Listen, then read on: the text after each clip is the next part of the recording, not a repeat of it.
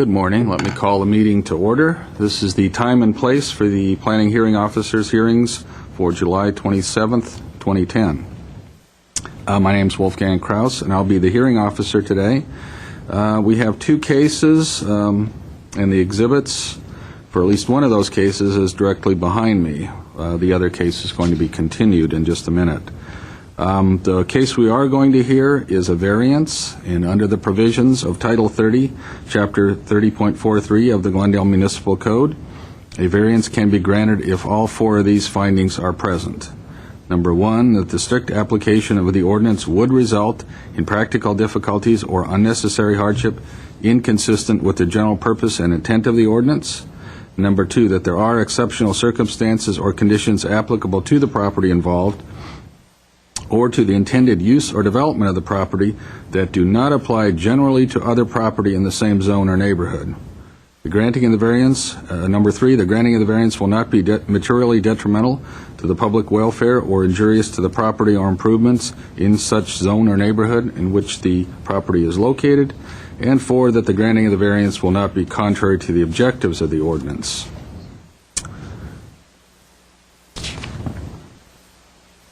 If the evidence presented in conjunction with the application and at this hearing meets the criteria described, then the case can be approved. If the findings have not been demonstrated, then the request will be denied. With regard to public notice, notification for this hearing was accomplished by the use of public notices which were mailed to property owners located within 500 feet of the subject property, physically posted on the site in question, and placed in the local newspaper, and also posted on the city's website. Now the hearing will proceed as follows. First I'll read a description of the application, then I'll see if there's any reference necessary for related to other communication from the public or other city departments, and then I'll ask the case planner, Mr. Baxter, to make a presentation and a recommendation, and then I'll ask the applicant to come forward and within a 15-minute time limit, after giving your name and address, make a presentation regarding the request. After that, I'll listen to anyone else that wishes to speak either in favor of or in opposition to the application within the 3-minute time limit. And if necessary, based on the prior testimony, I'll give the applicant a chance to make any closing comments that might respond to those testimonies of preceding speakers, and that would be within a 6-minute time limit, or pardon me, 5-minute time limit. After that, I'll close the hearing, take the case under submission, and issue a decision in writing. It'll be in the form of a letter that's sent to the applicant and to all persons who've responded to this public notice, either by speaking at this hearing or who have submitted written responses and who have also provided their name and mailing address. The date of the decision is the date that's on the letter. With regard to appeals, under the appeal provisions of Title 30, Chapter 30.62 of the Glendale Municipal Code, any decision can be appealed to the Planning Commission within 15 days of the decision date, and you can file a notice of appeal with the staff located in our Permit Center, which is our Building and Safety Division, in room 101 of this building. And if you haven't already done so, please fill out a speaker card and provide it to staff. In addition to being on television, we're recording today's proceedings on tape as part of the public record. Okay. So let me open the first case. This is at 345 North Cedar Street, conditional use permit case number PCUP 2010-009. This is continued from July 6, 2011. Applicant is Laura Kopczynski, and this is a request for renewal of an existing conditional use permit to allow the continued use of a private school located at 345 North Cedar Street in the R1650 medium high density residential zone described as Lot 12 and a portion of Lot 13 Jones Home Place tract. And there's been a request to continue this case again, so I'm going to continue it without further public notice to August 10th, 2011. So let me open the next case at 616 Whiting Woods Road, This variance case number PVAR 2010-027. Applicant is Jeremy Ball. Property owner Frank C. Peach Trust. And this is an application for a street setback variance to permit a 253-square-foot building that is separated 2 feet from the primary house, eave to eave, a block wall and wire fence, and a fixed basketball pole hoop and hardscape, which is an extended patio area, in the Honolulu Avenue 25-foot street front setback, and a chain link fence and wood fence in the Whiting Woods Road 6-foot street side setback, where they are not allowed. And again, this is at 616 Whiting Woods Road in the R1 low-density residential zone, floor area ratio District 2, described as Lot 6, tract number 13671. Okay, Mr. Baxter, do you want to give your presentation? Yes, sir. Thanks. I'll go through our staff report. You pretty much described our project proposal, and the staff recommendation is to deny the applicant's request to maintain the items being asked for in the variance.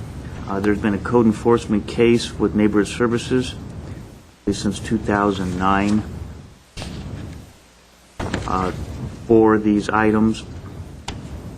The existing property is an 18,530 square foot rectangular property at the corner of Honolulu and Whiting Woods.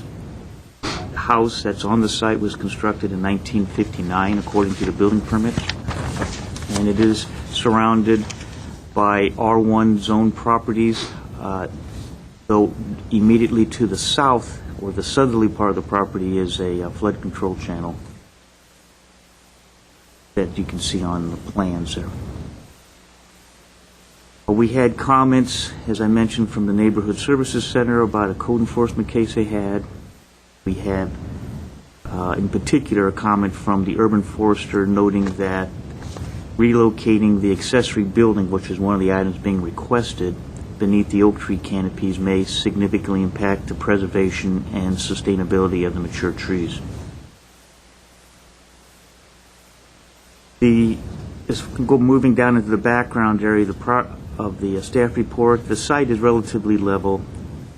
We saw that there is an overall slope of about 7% for the entire site from top to bottom. The house and accessory building are located on that level area, and the oak trees pretty much cover the entire property. If you look at the site plan, you can see that oak tree canopy, and it's very representative. Right. There's also some fruit trees that has some significance for the property owner. I believe they're specialty trees that are in the back corner there. So the backyard area behind the house is pretty much occupied with vegetation of different sorts. The accessory building, the applicant has noted that it's been there for 50 years, and that the present building was a rebuilding of the existing one, but that's been continuously at this location for the length of the time the house has been there, I suppose. Because of its proximity to the house, it's actually considered attached by zoning code standards. Anything less than 5 feet separation is considered an attached building. It was at one point, according to the applicant's discussion, used as a storage building workshop.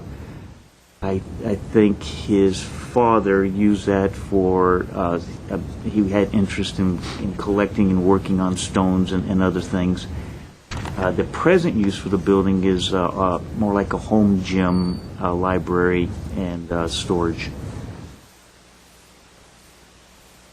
The staff worked with the applicant for a while on this project. I'd say over a year, trying to get information.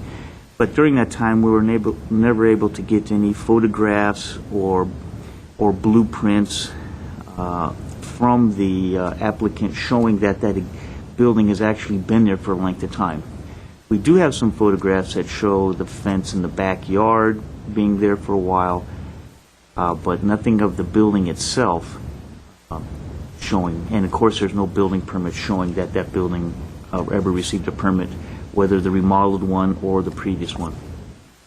And the 25-foot setback has been in existence in the R1 zone for a good length of time in Glendale. Right. Okay, so now on the analysis aspect here, what I tried to do was summarize in 6 points the main items that I could pick from the applicant's discussion.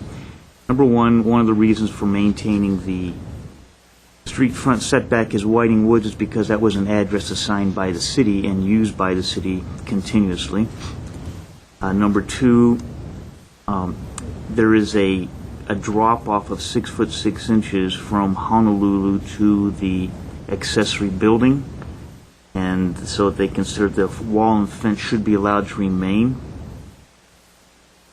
Relocating the accessory building to the open patio area on the north side of the house would be not feasible because it blocks house views and it would encroach on the neighbor's oak tree drip line.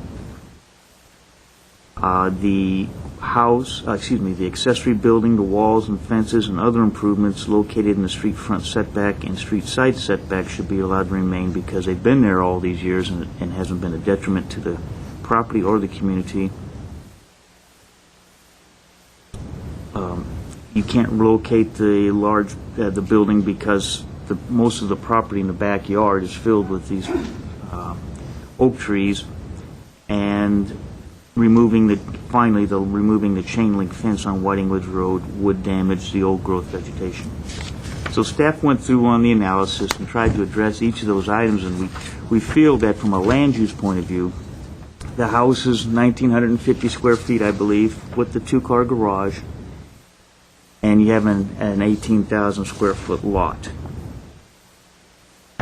And so we felt that there is an opportunity to relocate this addition, which now looks more like, or being used more like, a room in a house. It's like a rec room. It's nicely appointed on the inside and could be added to the house. We would recommend somewhere in that patio area, which would be an inconvenience for reconstruction, but a 253 square foot house, we see all kinds of development that are additions to homes of that nature, and it could work because it would be outside the drip lines. And staff did go out and review the site, and we didn't feel that there was any problem with the neighbor's oak tree drip line. We specifically looked for that since it was an issue brought up. So on the bottom of that page in the front, there is an oak tree on the neighbor's side. It does come over the property boundary a bit, but not enough that would encroach into that patio area on the north side of the house. Anyway, we went through our 4 findings, and we felt that based on the information supplied, that there is opportunity to relocate these items and still could be in compliance with the codes. And that pretty much wraps up my report. As you can see up here, we have photographs. There's photographs submitted that are attached on the board there. We can see I'll just real quickly here. Applicants.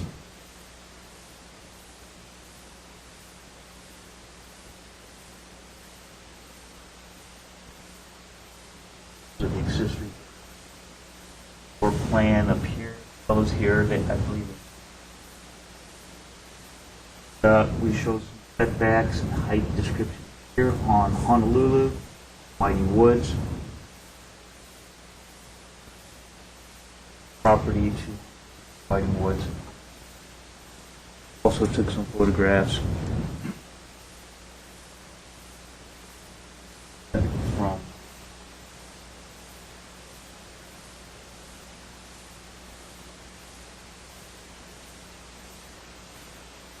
Okay. Anyway, that concludes my presentation. Okay, so there was never any record of a building permit for anything at that location that you were able to find? Only the house itself, but nothing else, sir. Only the house? Yes, sir, Okay. just the house. 1959. No walls, fences, accessory buildings, additions? No, sir.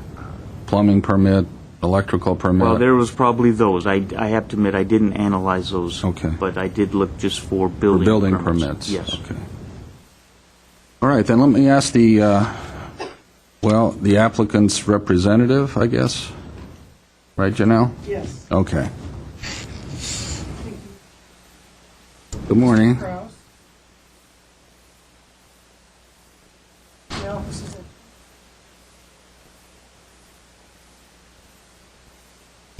white. Yes, ma'am. These are letters of support.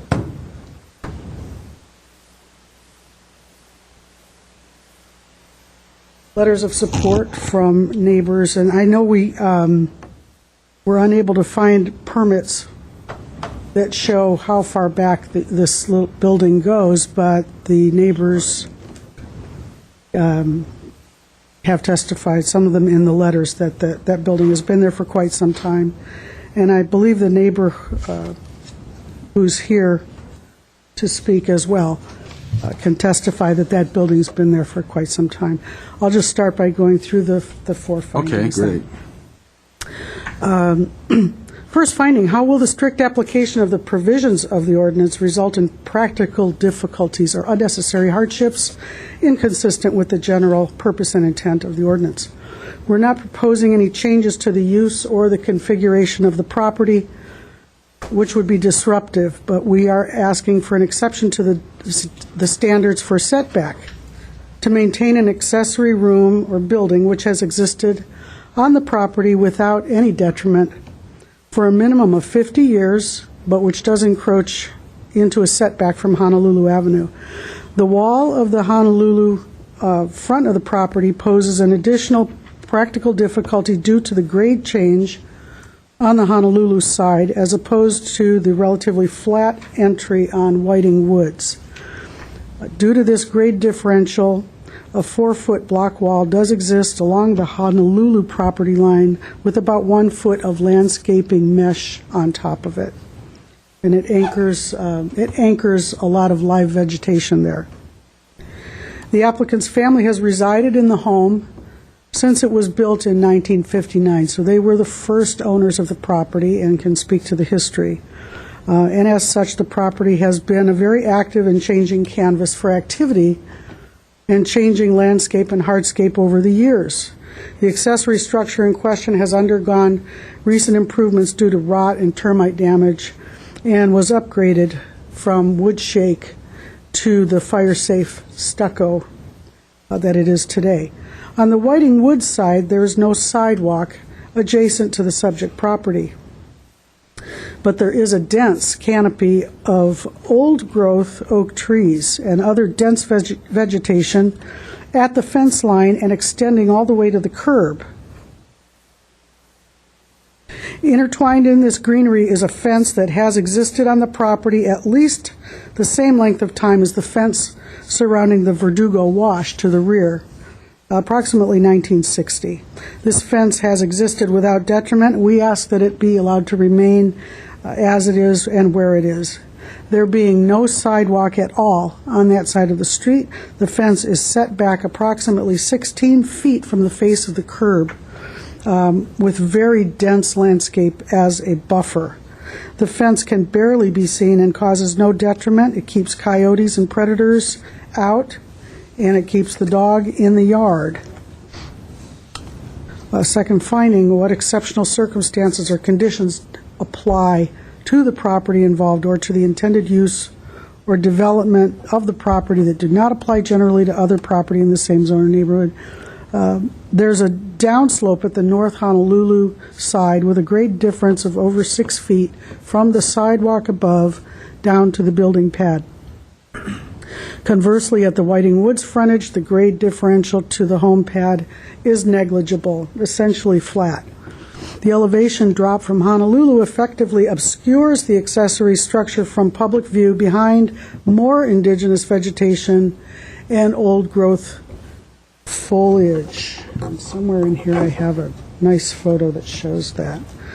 The accessory building has functioned through the years as a wood shop, a sculpting workshop for stone masonry art, It's been a lapidary shop, a tool shed, a storage building for home and garden tools. It's been a playhouse for children and grandchildren, and storage for workout equipment and for holiday decorations, etc. But this structure has afforded the family a place to conduct many ancillary activities over the years, but never intensifying the permitted single-family use of the property in any way. It has no kitchen, has no bathroom or plumbing. It has never functioned as living space or as a bunkhouse or as a residential unit, and it never would function as such. It is strictly a utility structure for the accessory use of the property owner. Relocating it to the patio would obscure the bedroom windows and quite possibly interfere with neighboring live oak tree roots. Under today's strict protection of oaks, it's unlikely that the building could be relocated or the home remodeled to add the square footage, and it's a practical difficulty, it's an unnecessary hardship, and it's logistically not possible. This variance request can be approved in consideration of hardship and practical difficulties not anticipated by the code. In addition, the property owner to the east has indicated he would not approve of a structure being placed any closer to his property, but he does approve of the structure in its current location.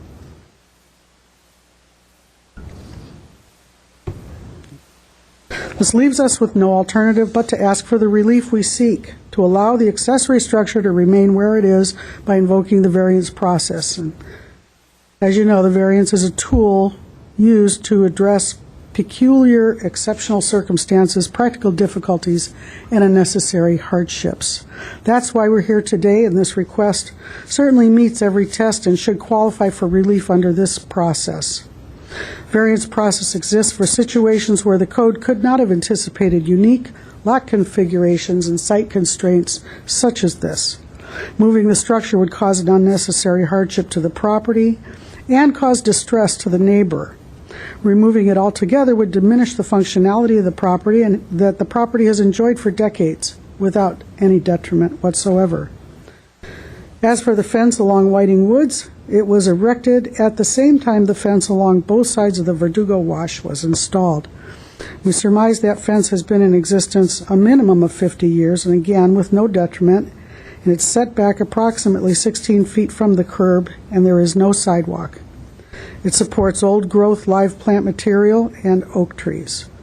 Removing it would cause the destruction of a densely lush, decades-old, and well-maintained landscape feature. And as mentioned in the staff report, some of this old-growth landscaping is not protected by our code, but some of it certainly is, and its disturbance and removal should be considered an undue and unnecessary hardship. There's no sidewalk there, and the setback from the roadway is more than adequate for separation. This meets the intent of the code, certainly. Third finding, why will granting of the variance not be detrimental to the public welfare? The detached accessory room has existed in the present location for 50 years without any indication of detriment. It was recently upgraded due to age and wood rot to the current stucco siding, but the intent of that was both to eliminate the rot and the infestation as well as be more architecturally compatible with the house. If the structure is not allowed to remain, the owner will be at a disadvantage, losing the use of an integral part of the property with no option for moving it anywhere without unnecessary hardship to result, and being able to expand the house to accommodate the needed room for fear of causing harm to the oak trees and certainly causing distress to a valued neighbor. So while granting the variance would not be detrimental to the public welfare, not granting the variance would definitely be detrimental to the property owner, to the property owner's neighbor, and to the public. There's a dense landscape buffer at the Honolulu property line that obscures the roof line of the structure to a great degree. The neighboring property owner to the east has no objection to the structure remaining where it is, and the only neighbor to the rear of the property is, as Chris mentioned, the Verdugo Wash. Neighbor to the east does object to moving the structure closer to his property, and if moved to the patio, it would move the structure closer to his property and cause the entire layout of the property owner's house to be restudied and changed, as it would wipe out windows, light, impede circulation, which is contrary to the code intent. The wall in front also acts as a barricade of sorts for vehicles traveling at a high rate of speed on Honolulu. There have been accidents out front, and the wall in place also serves as a type of barrier to keep vehicles, bicyclists, and pedestrians from falling down into the property. The wall has been in place since approximately 1960. There are exceptional circumstances applicable to the subject property due to its unique configuration and abundance of mature vegetation. There exists more than adequate separations of property features from the neighboring properties and from the public right-of-way. In the front of the property on Honolulu, there exists a large utility vault, which is an obstacle. This vault encroaches in the public right-of-way on Honolulu. It is right on the sidewalk, and avoiding this obstacle without the wall could cause a pedestrian or a cyclist to tumble down into the property. Staff report states that the grade change is similar to that of the neighbor to the east. We disagree, as the easterly neighbor has a flat, grassy lawn before it slopes down towards further inside of their property. And why will the granting of the variance be in keeping with the objectives of the ordinance?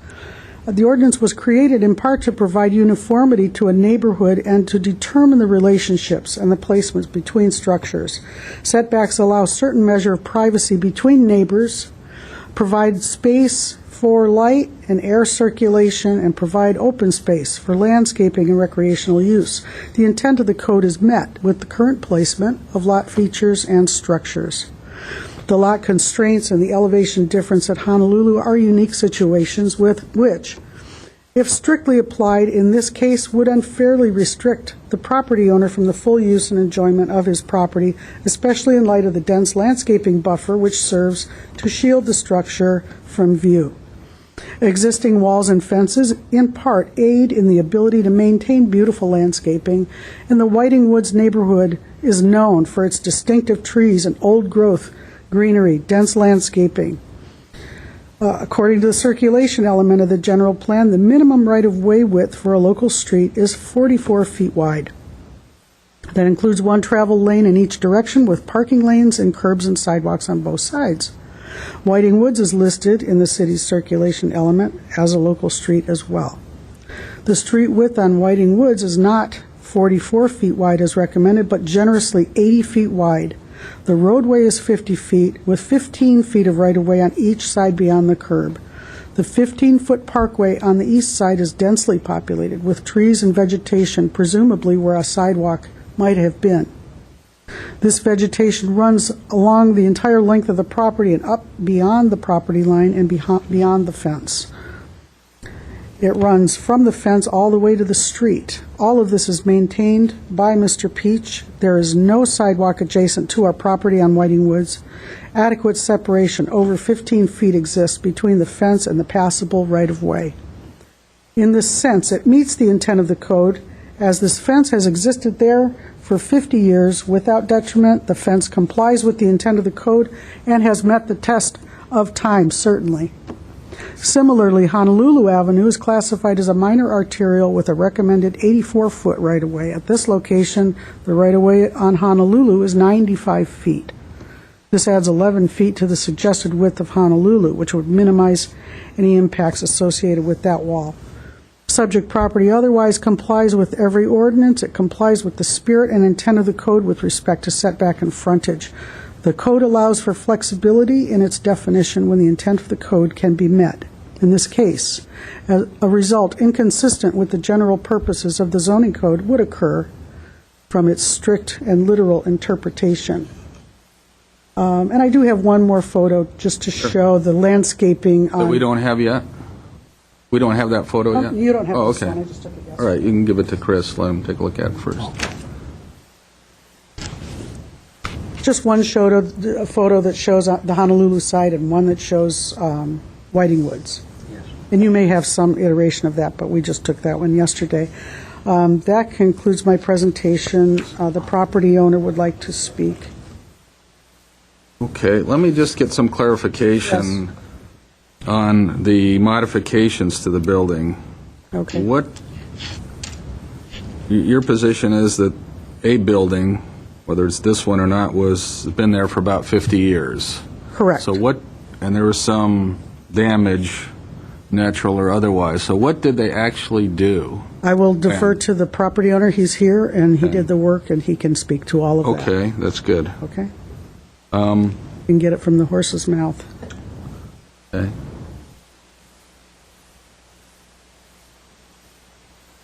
Okay, then I don't have any questions. All right. We've got, Property owner is Jim Peach. and you he's here. gave us some correspondence. I think we had 2 in support before, 3 new Yes. ones. and 3 more in support. All in Okay. support. We So don't be have 5. any letters of opposition, and Chris has indicated that no phone calls or emails have come in opposition, only letters of support.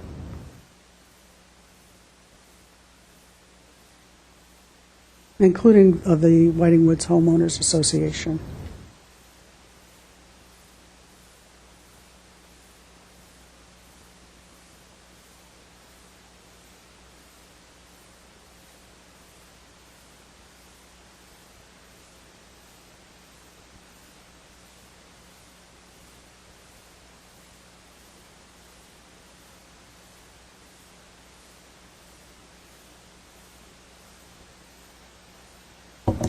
Okay.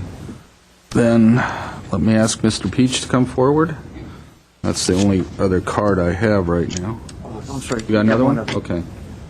Again, give your name and address for the record. Oh, thanks. My name is Jim Peach. My address is 616 Whiting Woods Road, Glendale, California, 91208. Okay. Go ahead. Would you like to ask questions, or would you like... Well, me I'd to- rather, if you have something to say first, if you want to expand on what Ms. Williams said, or anything you want to add, you've Sure. got some time. Mr. Kraus, Mr. Baxter, I moved into the property September 1st, 1959, as a young man. My father had hired a contractor by the name of Bob Viant to build the property, so when you asked earlier about the electrical permits and everything else that is encompassing in the building of a home, I'm sure that the contractor had addressed all of this. In 1960, or thereabouts, my father did put a chain link fence up around the property, and also built the wall, the Honolulu wall that is in question here. The reason for this was He twofold. built that himself? No. He hired somebody to... He did hire someone to put in both the fence and the wall. That is correct. The reason for this was twofold. Number one, there were quite a few animals coming in the yard, deer, coyotes, and what have you. And then also there was a encroachment on our property. Somebody had entered the backyard and tried to steal something out of the backyard. So my dad wanted to put some type of protection up for the property facing Honolulu side. So the walls went up. I can't comment on if there was a permit or not. Mr. Baxter's looked into this. I guess there was not a permit for the wall. For some reason, I thought that the fence was permitted, but I can't, we can't find anything on that. Well, there may not have been a permit required in 1960 for anything of that height, so it wouldn't surprise me if there was no permit for that. But we did have the rules in effect then, so...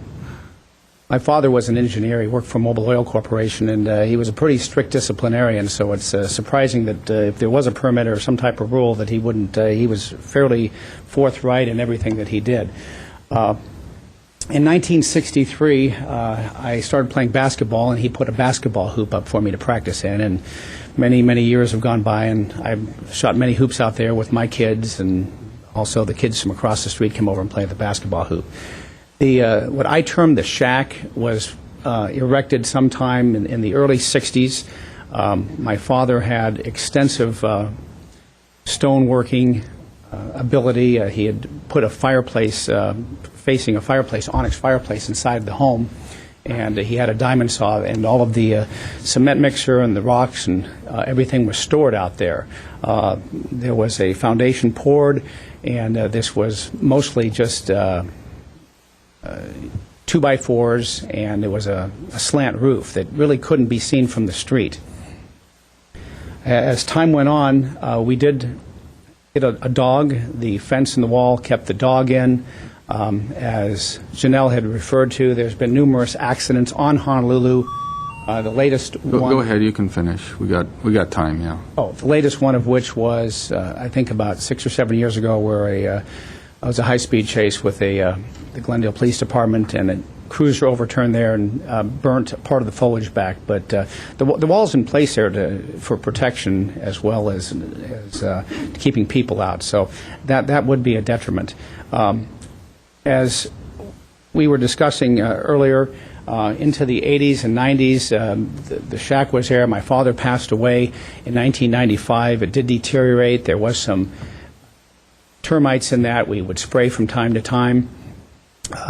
He also had a wood pile in there, so we had some other problems with that. But I ended up moving back into the property about 2.5 years ago, at which point in time I removed all of the wood and cleared everything out, and it just did not look real good. It, again, had more of a shake roof, and I think you can see by the letters that we have here, it's been attested that the shack has been there for a long, long time. So it had a shake roof. Was it pitched one way, like a shed roof? A slant roof. It was Just slant. one direction. One direction, and...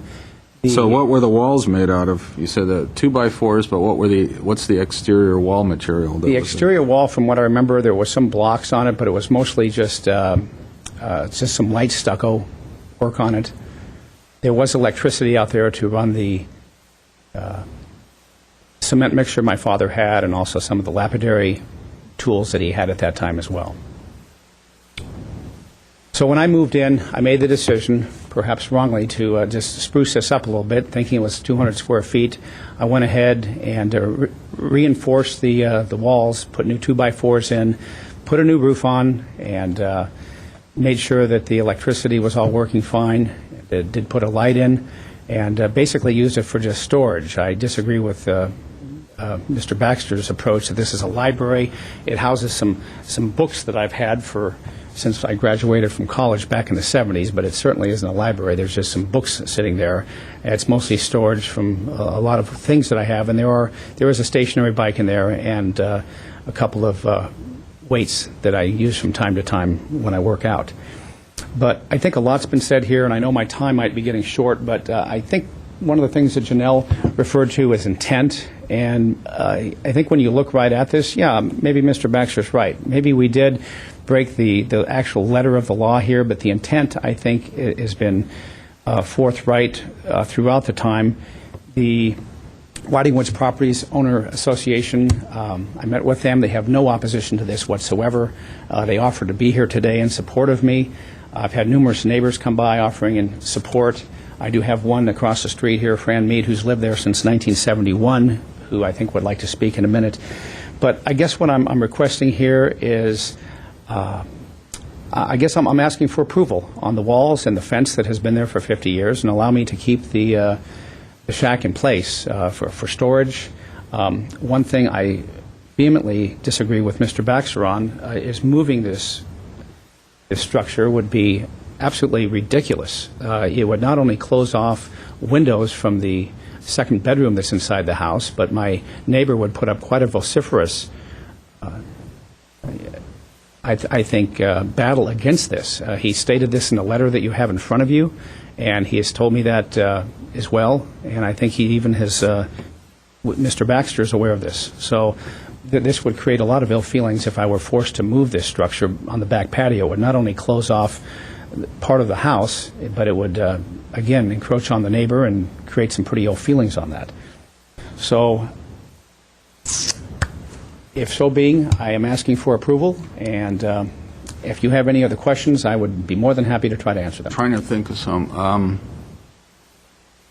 Did you do all the work yourself, or did you hire somebody? I hired some subcontractors to do the work. And was there some understanding that they would get a building permit, or you didn't discuss that, or you said don't bother? I said, what were well, your instructions to them? My instruction was it was under 200 square feet, or I guess it's 250. I was assuming... No, that's not under 200 then. I didn't measure the exact amount, but since it had been there for so long, I thought around 200 square feet it wouldn't make any difference. And again, I just wanted to make sure that this looked a little bit more aesthetic for the... So this is exactly the same size as it used to be? That is correct. Just a little different shape on the roof and... Yes. Okay. If I hadn't changed the roof, we probably wouldn't be here today.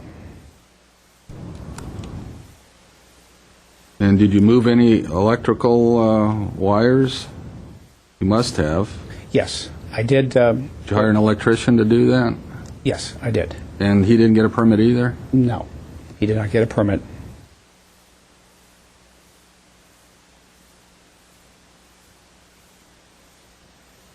Okay.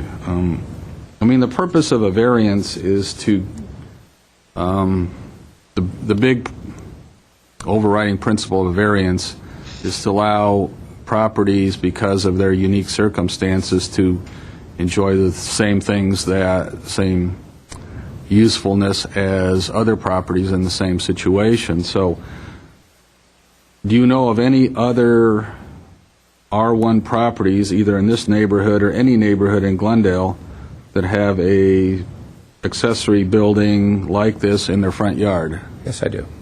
Have you entered any of that into the record? No, I did not. You know about where they are? I know there's one on Hillway. On Hillway. Not too far from me, yes. Okay. But is this a common feature of single-family R1 development to have a accessory building in the 25-foot front setback?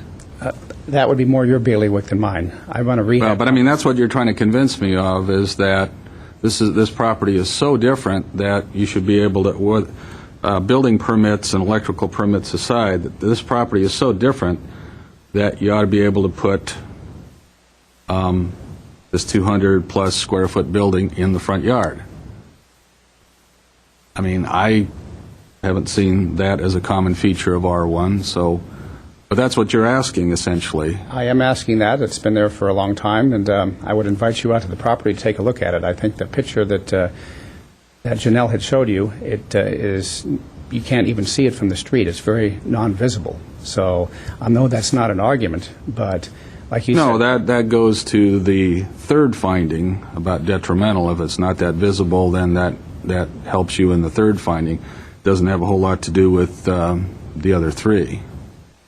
So again, the critical thing of most variance cases is that second finding. What's so different about this? The neighbor across the street doesn't have that. The neighbors on either side on Honolulu don't have that. So the question becomes, why is this so different that you ought to be able to have it? That's the real issue. I take it from your inflection, then, that you'd be ruling against this. Don't know yet. Haven't finished the hearing. But, I mean, that's essentially what any variance is all about. Yes. And, again, this is not a common variance request. The issue of walls and fences, we get that all the time. People don't always apply for variances for them, but that comes up fairly often. But somebody putting a building in a front yard is pretty unusual. I agree with that. That's why I'm bringing it up. The only thing that I would look at here, this technically isn't my front yard. Well, it technically actually is. Well, if you were to come out to the property, you could see that, at least in my home, this is more or less my backyard, not my front yard. But I mean, how you use the property, that's kind of up to you. But in terms of the zoning code setback requirement, the R1 zone has had a 25-foot street front setback, which is the shortest of the two sides on a corner lot, since 1922. And so this would have had a 25-foot setback for its entire existence in the city of Glendale. So, in fact, Chris, is the special setback ordinance still in effect for this property? I don't know, sir. I know that the other properties are 25 feet back along that street. So we even have Honolulu, they even established some special setbacks, which looks like it was exactly the same as the normal R1 setback. So it was a little bit less, a couple of feet. Yeah. One thing, too. At one time? Yes, sir. But this property on the building permit was shown At 25 at 25 right. feet, and I believe the neighbors down the street, which would have been impacted by the same thing, are 25 feet. Yeah, they all look pretty close. I mean, they should have been 25. Sometimes there's a couple-inch construction error or something, but other than that. One just point of information, the street of Honolulu was a two-lane road when we moved in 1959, and even though the property line was out a ways, there was actually a lot of oak trees in front of where the wall is now. That's probably why nobody said anything, unless, I mean, that might explain why maybe your dad didn't know where the property line was, although as an engineer, he should have realized that it's not always where you think it is. Okay, but that would explain why maybe a bigger set looked like it might have met the 25-foot setback if you were just driving by. All right, in 1959. I believe there was a street widening. My understanding, speaking with another person who worked on the case, actually the applicant named was Jeremy Ball. I worked with him, and he noted that there, at this address, may be seen maybe on the plans. I don't think so. Anyway, they widened the street. Right.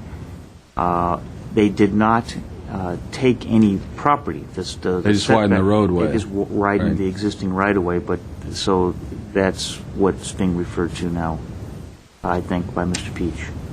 Okay, so that might explain things. If you look, for instance, on the Whiting Woods Road, you have a similar situation of a very deep curb to property Line distance, So right. one wouldn't really know, unless you looked into it, how deep that property line is from the curb. Right. It was probably similar to that on Honolulu, which When this- gave it a different when it was impression built. of what the property line Right. location was. Okay, anything else you want to add? That's it. Do you have any further questions for me? No, I think I got it. Right. Okay, now- Thank you, Mr. Kraus. We look you. forward to hearing from you. Another card from Francine Mead.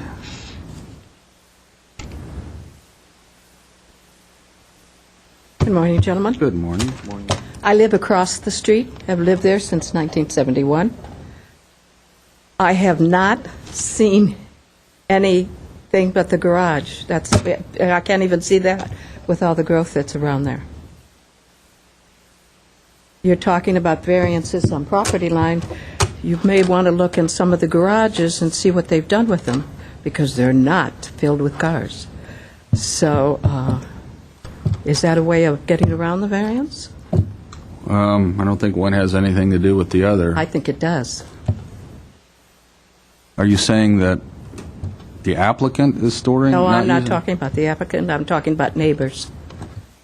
I'm not getting the connection between If setbacks. somebody is using their garage for something else, such as storage of tools or whatever, talk about a man cave or a woman cave, that changes the purpose of the building, and it can be right up against the street.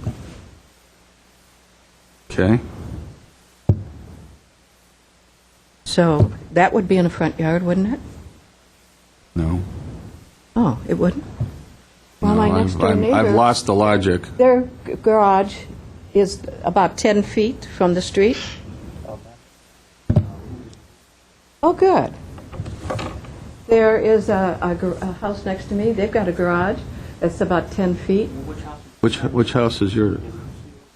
Right here. I'm talking about this small garage. That extends beyond the 25 feet limit. So if they use it for another purpose, then are they disobeying the variance? Can you speak into the mic? We don't have a microphone over I there. didn't hear you before either. Then are they disobeying the variance if they're using it for another purpose? Now, I don't know if they are. I don't go and inspect people. I don't care. But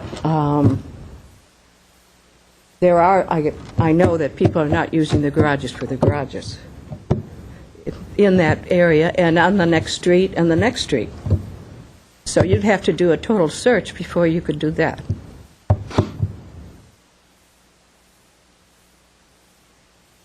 And I have a two-car garage, and half of it is a woman's cave.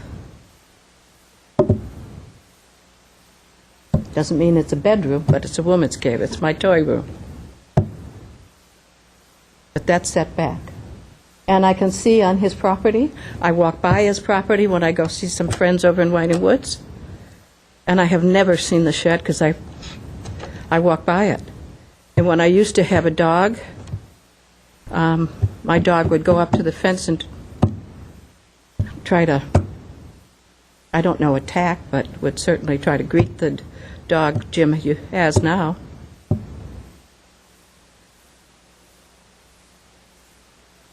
And probably when I get my next dog, he will do it, she or he will do it again. So that fence is also important. And you can't tell there's a fence there because there's so much growth along the fence. But I'm here to say that I can't see it from across the street. I do know there's been several accidents. One night, somebody came along around the curve and hit the wall on Mr. Peach's property, right near the garage. Somebody ended upside down in my back driveway. There's been about 12 people killed on that curve that I know of. Are you done with me? Well, you've got time. Okay. Are you done? Well, I just, I feel that this is nitpicking and wrong. If you can't see the shed from the street, what is the difference? I've always wanted to put a shed and expand my property, but they downzoned it, so I can't.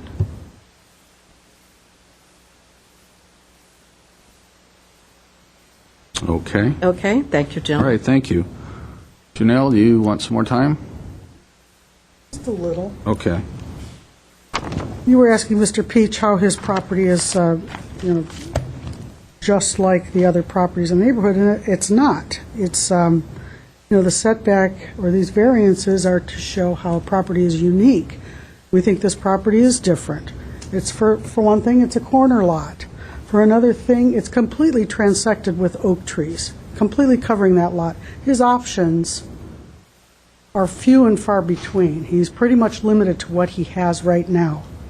The intent of the setbacks are to promote the health and general welfare, to provide adequate light and air, to prevent overcrowding of land, facilitate the provision of adequate open space, and all of these objectives would be met with this, and it would hurt absolutely no one.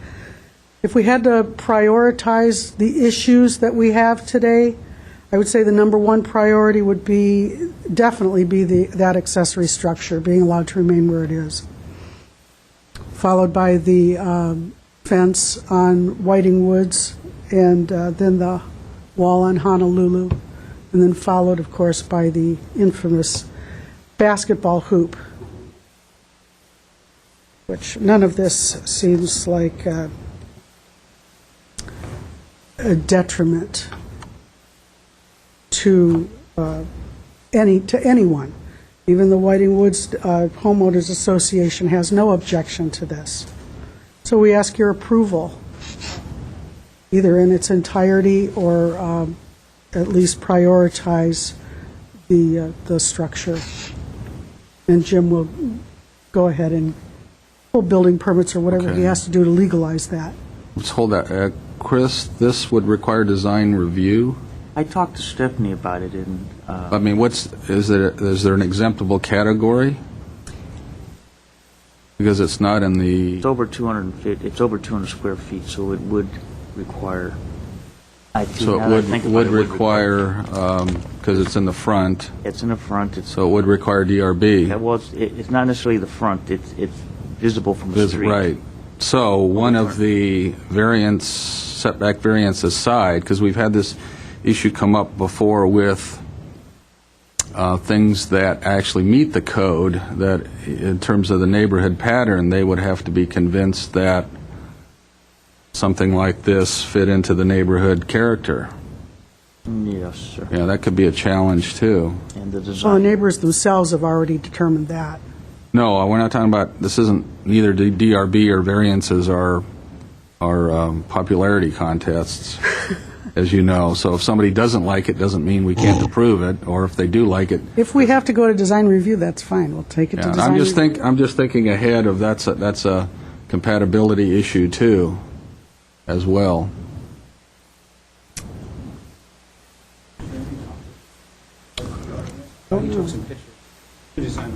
Okay, anyway, that's something else to consider. No, we're willing to go to design review Yeah. as needed. I mean, it looks like the rest of the Have house. Stephanie come out and take a look at it It does and look like the solicit rest her of the house. recommendation. Okay. What about the options of putting this where the fruit trees are, or a second-story addition? Not possible. Not possible? Why? It's not possible. Oak trees. But where the fruit trees Where are? the fruit trees are, there are fruit trees there. Right. I mean, this is a part of the landscape of this property. The fruit trees are, again, old growth. They're specialty trees that have been grafted. But Krause, I think he there's can a- speak to that. We can only have one person talking at a How about the time. note in the file from the forestry department? They said they will. Oh, yeah, that's right. We did have the urban forester come out to the Right. property and indicate that they don't want any structures built back in the back of the property or anywhere on the property where the oak trees are. And certainly, the oak tree canopy covers, how big is this property? 11,000 something. Yeah, that's 18.5. 18,500. pretty good size to ask Right, for a but setback as variance. Right, but as far as the functionality of being able to place a structure on there given the constraints of the vegetation that we have that are protected, the actual functional use of the property is limited to the structures that we already have in place. Those are the areas where we can build, where we have already built. Okay. Okay. And putting a utility structure on the second floor of a home is totally, it's a ridiculous concept. It's like, why would you put a tool shed upstairs? Anyway, Okay. okay? All right. We're willing to go to design review. Chris, did you have anything you want to add? Anything you've heard that needs clarification before I close the hearing? So I think everything is fairly accurately Okay. described. All right, then, I'm going to close the public hearing, take it under submission, and I will be issuing a decision in writing. So that takes care of today's cases. We are adjourned.